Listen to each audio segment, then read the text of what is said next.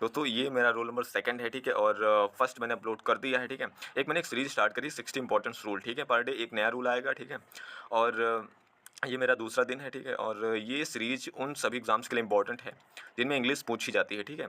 तो ये रूल जो है बोथ के यूज़ के ऊपर है, ठीक है, बोथ के यूज़ के ऊपर है, ठीक है। तो इसमें पहला रूल ये याद कर लेना है कि बोथ का यूज़ जो है वो हमेशा पॉजिटिव सेंटेंसेस में होता है, ठीक है, निगेटिव सेंटेंस में होता ही नहीं है, ठीक है।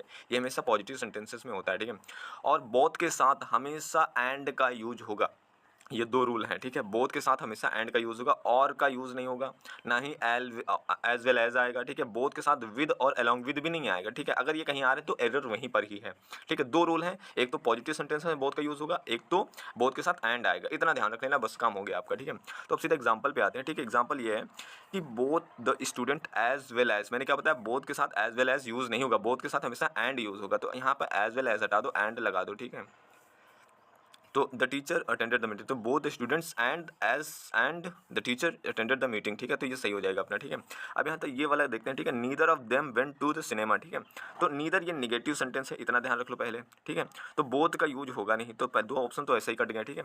और नीदर वेंट क्यों नहीं होगा, क्योंकि उसमें वो कह रहा है कि उनमें से कोई नहीं, जो मूवी उसमें से कोई मूवी देखने गया ही नहीं, ठीक है। ऐसा सेंटेंस है, तो उसमें सिलेक्शन हो रहा है कि उनमें से कोई नहीं, ठीक है। अगर हम उसकी जगह ये यूज़ करते हैं तो हमारा सेंटेंस गलत हो जाएगा, ठीक है। तो वो सही सेंटेंस लिखा हुआ है, तो यहाँ पर ऑप्शन डी हो जाएगा, नो इम्प्रूवमेंट, ठीक है।